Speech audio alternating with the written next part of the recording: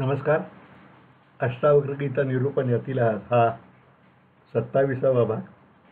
मागच्या भागात आपण 223व्या श्लोकापर्यंत आलो होतो. 224व्या श्लोकाला सुरुवात करण्यापूर्वी काही मित्रांनी खुलासा विचारतो सांगतो. अष्टावक्र गीता निरूपणाचे हे भाग मी रोज फेसबुक आणि यूट्यूबवर शेअर करतो आहे. त्याचबरोबर माझी दुसरी एक मालिका चालू आहे, ऋणानुबंधी म्हणून. त्याचेही सर्व भाग मी आत्तापर्यंत जे केलेले ते आहेत, फेसबुकवरती आहेत आणि यूट्यूबवरती आहेत, अरुण गोडबोले या माझ्या चॅनेलवर. त्यामध्ये माझ्या आयुष्यामध्ये खूप मोठ्या दिग्गज लोकांचा मला स्नेह लाभला. पंडित भीमसेन जोशी, कुमार गंधर्व, डॉक्टर काशीनाथ घाणेकर, तरकर्ते लक्ष्मणशास्त्री जोशी आणि शिवाजीराव भोसले, राम शेवाळकर, लक्ष्मीकांत बेर्डे, अशा सगळ्यांच्या आठवणी मी त्यामध्ये शेअर करतो आहे. आपल्यापैकी ज्यांना ह्यात रस असेल ते अवश्य बघावा. तेही सर्व भाग यूट्यूबवरती माझ्या सेव्ह केलेले आहेत, फेसबुकवरती टाकून झाले आहेत आणि त्याही मालिका या दोन्ही मालिका सायमल्टेनियसली चालू आहेत. आपल्याला त्या आवडतील असं मला वाटतं आहे आणि लॉकडाऊनच्या काळाचा खरंच चांगला एक सदुपयोग होतो आहे, कारण त्यामुळं ह्या सगळ्या आठवणी व्यतीत होत आहे असं मला वाटतं. श्लोक क्रमांक 224.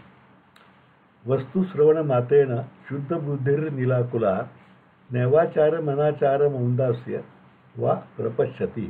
अर्थ: यथार्थ सत्याच्या केवळ श्रवणानेच त्याची बुद्धी शुद्ध आणि चित्त शांत झाले आहे, असा पुरुष आचार अनाचार आणि औदास्यानेही पाहत नाही.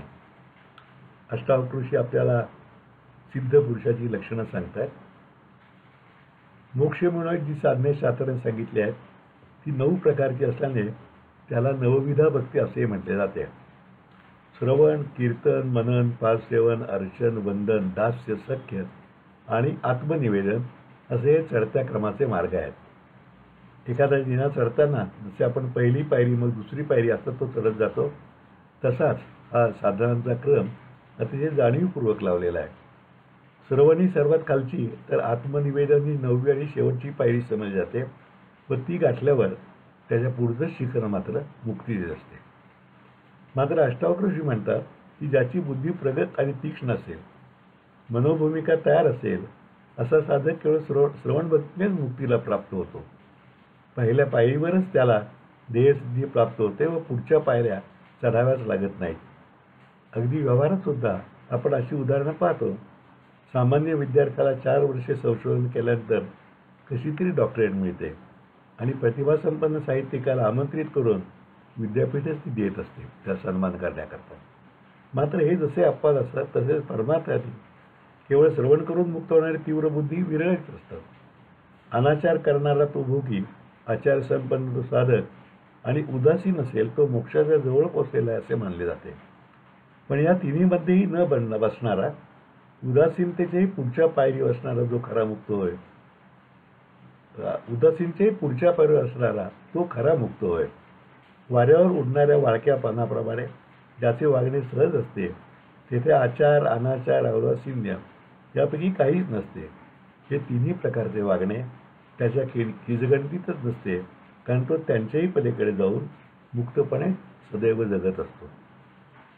श्लोक 225. यदा यत् कुर्मा याती तदा तत्कृते रुजु शुभम वाप्य शुभम वापी तस्य चेष्टाही बालवत. अर्थ: निर्मळ मनाचा योगी यदृच्छेने जे शुभ अथवा अशुभ कर्म येईल ते सहजपणे करीत असतो, कारण त्याचे आचरण निरागस बालकाप्रमाणे असते. आपण विचारपूर्वक कोणाचेही भले करायला जातो, पण ते कधी उलटे त्रासदायकच होते. तर कधी एखाद्या वेळेस आपण वाईट करायला जातो, पण त्यामधून दुसऱ्याचे कल्याण होते. म्हणजेच योजून केलेली शुभ गोष्ट शुभच फळ देईल असे निश्चितपणे सांगता येत नाही. एखाद्या बुडणाऱ्या माणसाचा आपण जीव वाचवायला जावा तर त्यानंतर तो जाऊन कुठेतरी खून करतो. उलट एखाद्या शत्रूला रेल्वेसाठी जाताना धरून बडवला व दवाखान्यात रवाना केला तर त्याची जी गाडी चुकलेली असते तिचा जीव घेण्याचा अपघात झालेला असतो. म्हणजे कार्यकारण भाव निश्चित नसतो. शिवाय अनेकदा आज आत्मसुखाची वाटणारी कृती उद्या दुःखदायक ठरू शकते. हे समजून सुद्धा आपण हेतुपूर्वकच कर्म करतो. या उलट ज्ञानी पुरुषाचे मन निर्मळ असल्याने तिथे कोणताही कर्मभाव हेतू नसतो. एखाद्या अजाळ निरागस बालकाचे वागणे जितके सहज असते तितक्या सहजपणे स्वाभाविकपणे ज्ञानी वागत असतो. त्याच्या वाट्याला जे जे कर्म येईल मग ते शुभ असो अथवा अशुभ असो तो निर्हेतुकपणे करीत राहतो. त्याला कर्तेपणाचा अभिमानच नसतो, काही मिळवायचं नसते आणि त्याचे कधीही राहील अशी धास्तीही त्याला नसते. वर्ष दीड वर्षाचे मूल नाकावर बसलेली माशी जशी सहजपणे उडवेल त्याच निर्मळपणे मनाच्या त्याच सहजपणे निर्मळ मनाचा ज्ञानी वीर पुरुष जो असतो त्याचे आचरण असते.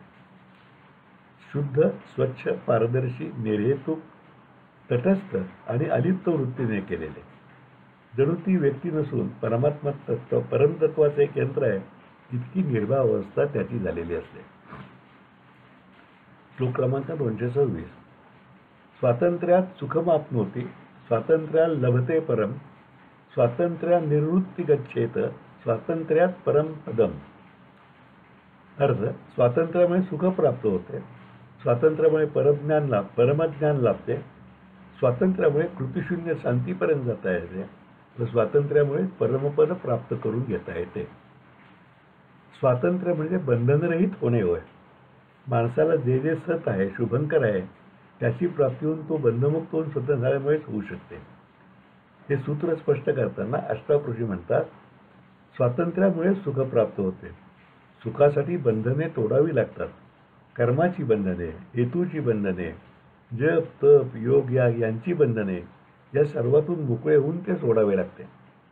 त्यानंतर ज्ञानमार्ग, साक्षीभाव, अलिप्तता यामधून सुद्धा रुची काढून पूर्णपणे स्वतंत्र व्हावे लागते. असे स्वतंत्र झालेलं सुख तर लाभेलच, कारण सुखाची त्याची व्याख्याच बदलून गेलेली असते. भोगापेक्षा त्यागामध्ये त्याला सुख वाटू लागते. सुखाबरोबर काय, खरं काय आणि खोटं काय याचे परमज्ञानही त्याला प्राप्त होईल. विश्व अनित्य असून आत्मतत्वच नित्य म्हणून सत्य आहे हे तो समजेल. या स्वातंत्र्यामुळे त्याची वृत्ती निर्विषय होईल, तो चित्तावर विजय मिळवेल व त्यामुळे निरतिशय शांतीला प्राप्त होईल. या पहिल्या तिन्हीच्या प्राप्तीनंतर जेव्हा ते स्वातंत्र्य, ते परमज्ञान, ती वृत्तीशून्यता स्थिर होईल तेव्हा तो आपण अंशरूपाने साक्षात परमतत्वच आहोत, अहम ब्रह्मास्मी असे तऱ्हेने ब्रह्म जाणेल. श्लोक क्रमांक 227. अकर्तृत्व म भोक्तृत्व स्वात्मने मन्यते सदा यदा तदा क्षीणा भवृत्तेव समस्ता चित्तवृत्तया.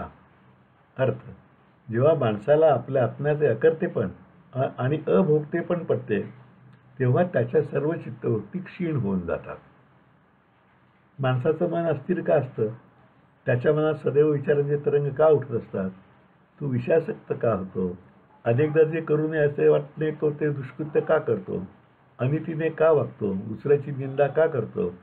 अशा अनेक प्रश्नांचे एकच उत्तर आहे आणि ते म्हणजे त्याचा अहंकार, वासना आणि भोगतेपण. 72 रोगावर उपयोगी पडणारी जशी एखादी आयुर्वेदिक जडीबुटी असते तसे या सर्वांचा नाश हेच या सर्व वागण्यावरचे एकमेव खात्रीचे औषध आहे. मी हे केले, मी ते करणार आहे, नवे मी ते करीनच, अशा तऱ्हेचा कर्तेपणाचा प्रत्येक माणसाला अभिमान असतो. राजे महाराजांच्यापासून ते भिकाऱ्यापर्यंत प्रत्येकजण या अहंकार व कर्तेपण याचे ओझे मिरवित असतो.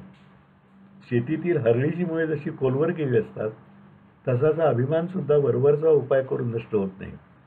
याच्याच बरोबरीने माणसाची इंद्रिय सुखाचे भोग भोगण्याची भोगतेपणाची इच्छा सदैव काम करत असते. मी अमुक खाईन, तमुक सुख मिळवीन अशा सुखांच्या आशेने तो सदैव कर्मप्रवृत्त होतो. अहंकार आणि हे ममत्व यामुळेच त्याचे चित्त सदैव ऐहिक सुखाच्या मागे लागून दोलायमान, अस्वस्थ आणि अशांत असते. त्याला कधी स्वास्थ्य, समाधान व शांती लाभत नाही. मात्र जेव्हा मी म्हणजे माझा देह नसून अव्यक्त अविनाशी आत्मा हे सत्यज्ञान त्याला होते तेव्हाच तो आत्मस्थित होतो. आत्म्याला अहंकार नाही आणि ममत्वही नाही. असा जो अकर्ता आणि अभोक्ता आहे हे त्याला विचारपूर्वक कळते आणि असे झाले की आपोआपच त्याच्या चित्तवृत्ती, आशा आणि तृष्णा क्षीण होऊन निश्चितपणे नष्ट होतात आणि तो सदैवच्या तृप्तावस्थेला प्राप्त होतो. श्लोक क्रमांक 228. उच्छृंखलाप्य कृतिका स्थिती धीरस्य राजते न तु संस्पृह चित्तस्य शांती मूढस्य कृत्रिमा. अर्थ, ज्ञानी माणसाची सहजपणाची उच्छृंखल वागणूक ही त्याला शोभून दिसते, पण इच्छा आकांक्षात गुंतलेल्या अज्ञानी माणसाची कृत्रिम शांत वृत्ती सुद्धा शोभा देत नाही. दोन्हीतला विरोध अष्टावक्री स्पष्ट करतात. एकच कृती दोघांकडून कशी वेगवेगळ्या पद्धतीने होते, त्यामागची काय भावना असते अष्टावक्र सांगतात. अनेक मुक्त महात्म्यांचे वागणे काही वेळा रूढ जनतेला सोडून असते. कोणी लंगोटीवरच राहतो, तर कोणी आशीर्वादून टप्पू मारतो, तर कोणी आलेल्या भक्ताला हाकलून देतो. हे त्यांचे वागणे सामान्यांच्या चौकटीत न बसणारे स्वच्छंदी वाटले तरी ते अकृत्रिम व सहज निरागस असते आणि त्यामुळेच ते त्यांना शोभून दिसते आणि भक्तांनाही भावते. याचे कारण म्हणजे ते वागणे निर्हेतुक आणि सहज स्फूर्तीत असते. याउलट अनेकदा प्रापंचिक माणसे किंवा ज्यांनी परमार्थात थोडीफार प्रगती केली आहे अशी माणसे आपण मुक्त झाल्याचा आव आणतात. भगवे कपडे, वेशभूषा, केशभूषा, पांडित्याचे बोलणे, कधी एखादा हातचलाखीचा चमत्कार दाखवणे, समाधी लावून बसणे, असे त्यांचे अनेक प्रकार असतात. आपण परमपल्ल्याला पोचलेलो असून जितचित्त आहे असं दाखवण्याकरता त्यांचा हा देखावा असतो. पण हे सगळे कृत्रिम एखाद्या नाटकाच्या प्रवेशासारखे असते. सत्याचा त्यात लवलेशी नसतो. त्यामुळे काही काळ लोकांना ते फसवू शकतात, पण शेवटी त्यांची फजितीच होते. आज अनेक बाबा आणि बुवांचं असा पर्दाफाश झालेला आपण भारतात सुद्धा बघतोय. परमहंसांची वागणूक स्वातंत्र्य व अकर्तेपणामुळे उत्सृंखल असली तरी अकृत्रिमपणामुळे त्यांना ती शोभून दिसते. परंतु अज्ञानी माणसाची नियमबद्ध वागणूक ही वरवरची आणि कृत्रिम असल्यामुळे विश्वासार्ह होत नाही. श्लोक क्रमांक 229. विलसंती महाभोगैर्विशंती गिरिगह्वरा निरस्त कल्पनाधीरा अबद्धा मुक्तबुद्धया. अर्थ, संकल्पमुक्त व स्वतंत्र बुद्धीचे ज्ञानी धीर पुरुष कधी ऐश्वर्यभोगात विलास करतात, तर कधी सहजतेने डोंगरातील गुहामध्ये वास करतात. ज्ञानी मुक्त महात्म्यांची बाह्य वर्तणूक व राहणीमान अनेकदा साधकांना गोंधळात टाकणारे असते. अष्टावक्रोशींचे हे तत्वज्ञान ऐकणारा जनक राजा मुक्त असूनही राजवैभवातच होता. अलीकडच्या काळातील रंगनाथ स्वामी ऐश्वर्यात राहत, तर गौतम बुद्ध किंवा समर्थ रामदास सर्वस्वाचा त्याग करून राहत होते. मुक्तांची बाह्यदशा कशी असली तरी त्याची त्यांना फिकीर नसते आणि ते त्यात गुंतलेलेही नसतात. त्यांची मुक्त बुद्धी अलिप्त भाव हाच महत्त्वाचा असतो. याचे अगदी अलीकडचे उदाहरण म्हणजे कांचीचे नुकतेच निवर्तलेले चंद्रशेखरेंद्र सरस्वती होय. सुदैवाने मला सुद्धा ते पाहायला मिळाले. चातुर्मासामध्ये सातारला त्यांचा 11 महिने मुक्काम होता. अनेकदा त्यांचं दर्शन घ्यायचा योग आला. त्या काळामध्ये पंतप्रधान इंदिरा गांधी, भारताचे राष्ट्रपती, ईर्ष्या राणी हे सर्व त्यांच्या दर्शनासाठी येऊन साध्या माणसाप्रमाणे फरशीवर बसत एवढा त्यांचा सन्मान होता.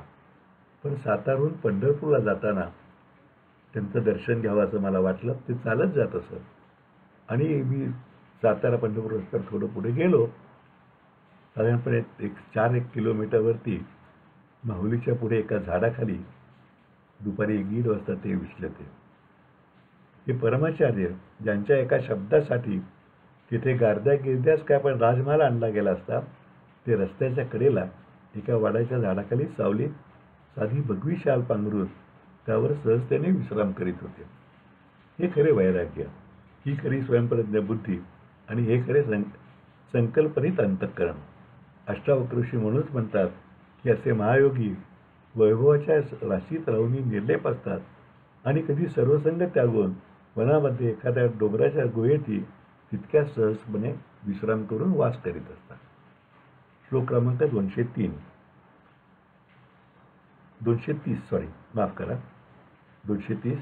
श्रोत्रियं देवतां तीर्थमंगनां भूपतीं प्रियं दृष्टा समपूज्य धीरस्य न कापी हृदय वासना.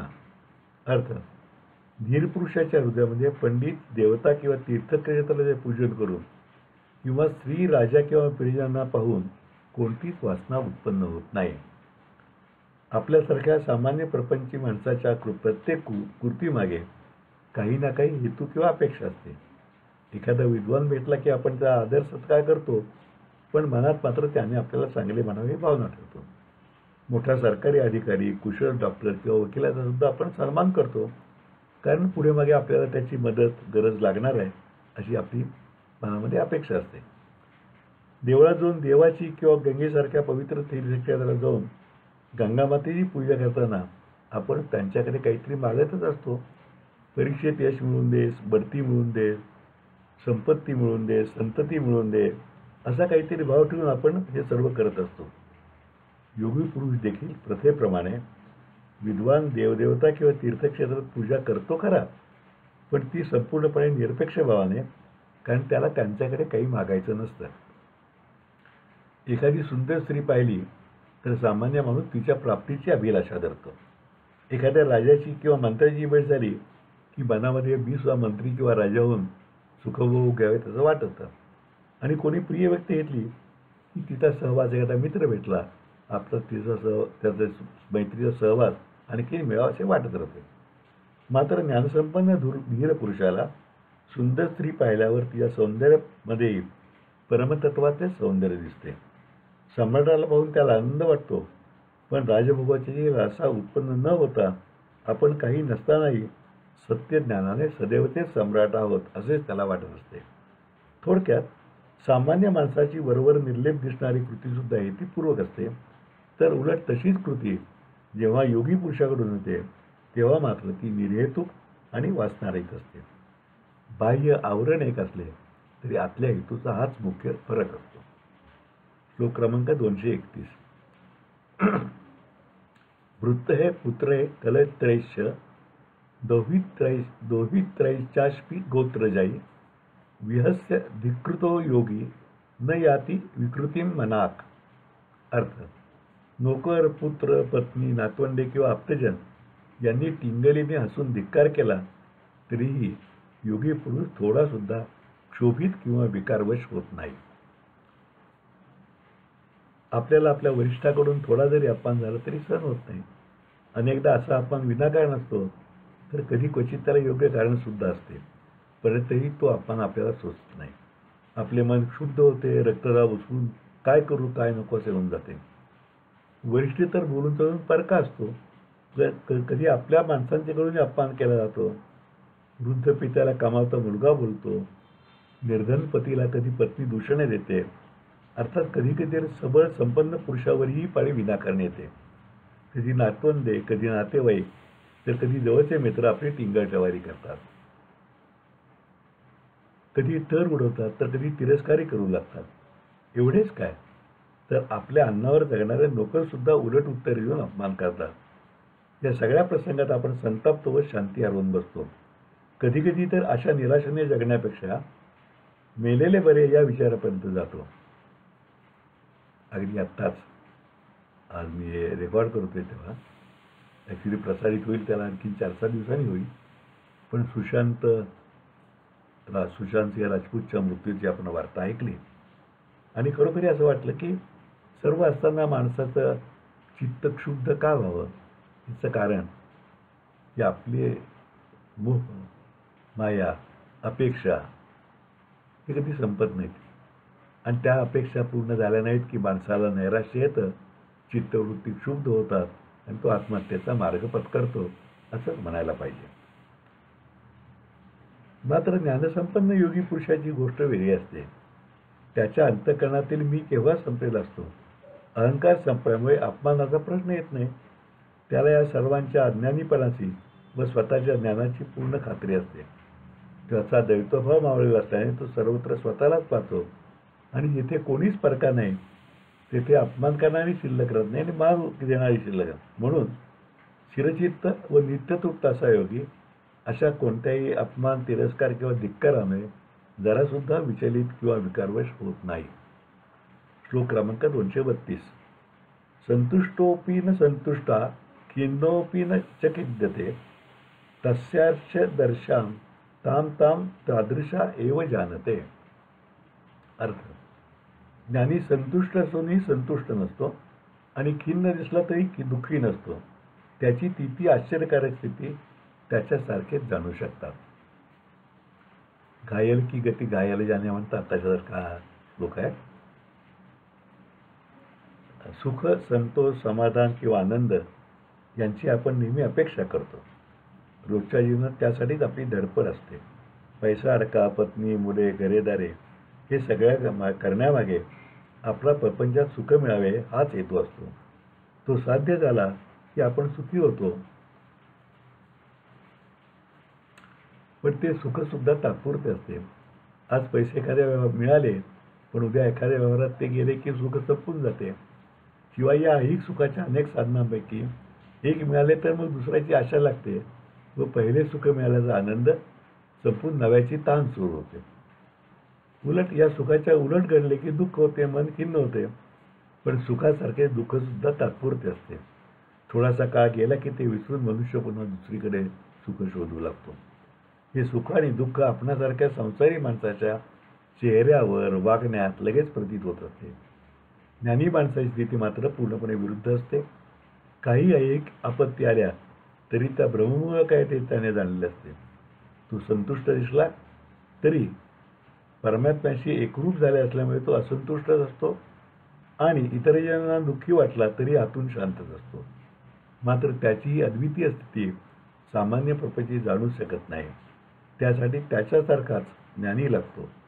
साधू होऊन साधूच ओळखावे असे म्हणतात. त्याचा अर्थ असा की थोडे तरी साधुत्व, ज्ञातेपण आपल्या अंगी आल्याशिवाय आपल्याला योगी पुरुषाची ही स्थिती कळणार नाही.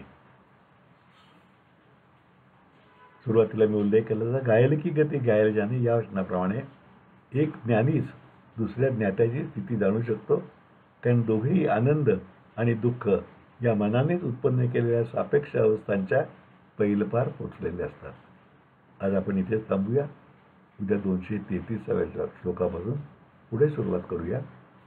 ज्यांना मागचं ऐकायचं राहिलं असेल त्यांनी यूट्यूबवरती जाऊन मागच्या पोस्ट सर्च केल्या तर त्यांना सर्व पूर्वीचे 26 भागसुद्धा त्यामध्ये मिळू शकतील.